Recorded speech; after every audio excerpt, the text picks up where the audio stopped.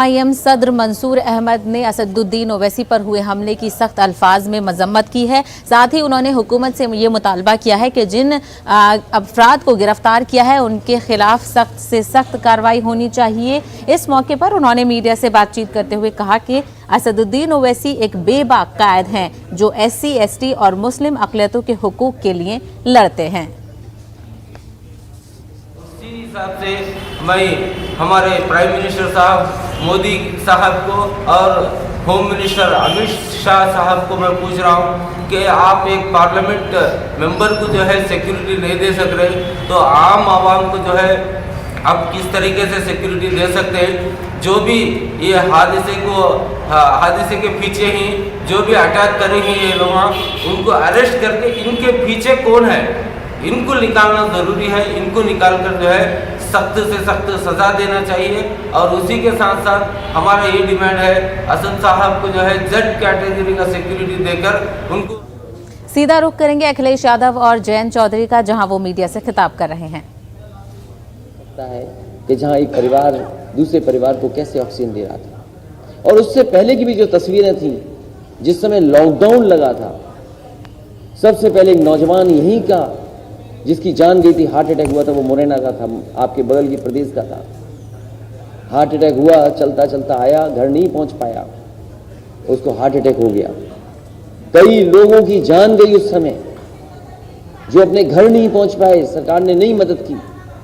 और वो तस्वीर कैसे भूल सकते हैं कि एक माँ अपने बेटे को सूटकेस पे लेके जा रही थी, और यहाँ के जिलाधिकारी, यहाँ सरकार के लोग कह रहे थे कि ऐसा तो बचपन में हमने भी किया, हमें भी ले जाया जाता था। उस समय जितने लोगों की जान गई, अगर किसी ने मदद की थी मजदूरों के परिवार की, तो समाजवादी पार्टी ने उन परिवारों की मदद करने का काम किया। और जो हम कर सकते थे, चाहे वो प्रेस के लोग हों या समय समय पर अगर ऐसी घटना हुई, जो मदद कर सकते थे हम लोगों ने मदद की है। और लॉकडाउन का समय, बीमारी का समय, हमारा किसान, हमारा नौजवान और पूरा आगरा का कारोबार ठप है। 1 डिस्ट्रिक्ट 1 प्रोडक्ट, आगरा में तो न जाने कितने कारोबार हैं, कितने काम हैं। लेकिन अगर हम इसका हिसाब किताब लगाएं तो डबल इंजन की सरकार ने यहाँ का कारोबार ठप कर दिया है। जो सहयोग करना चाहिए था सरकार को, वो सहयोग नहीं किया सरकार ने।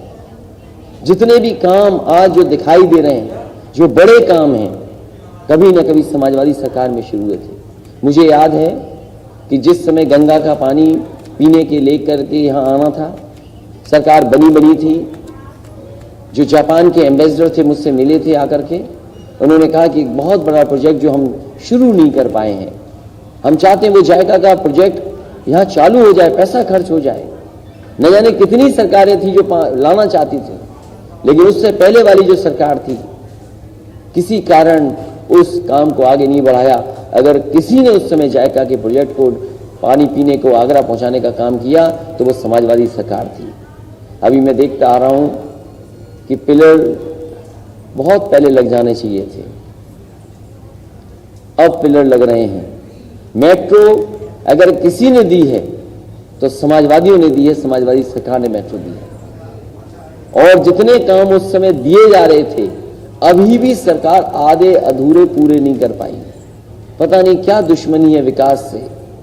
इन भारतीय जनता पार्टी के लोगों को विकास को गति नहीं दे रहे हैं। तकलीफ उस म्यूजियम से भी थी, जो म्यूजियम आधा अधूरा पड़ा है। मुझे याद है, मैं म्यूजियम देखने गया, वहाँ के मेरे चौकीदार से मुलाकात हुई, और मैंने चौकीदार से कहा कि आपने ये एयर कंडीशन क्यों नहीं लगाए हैं?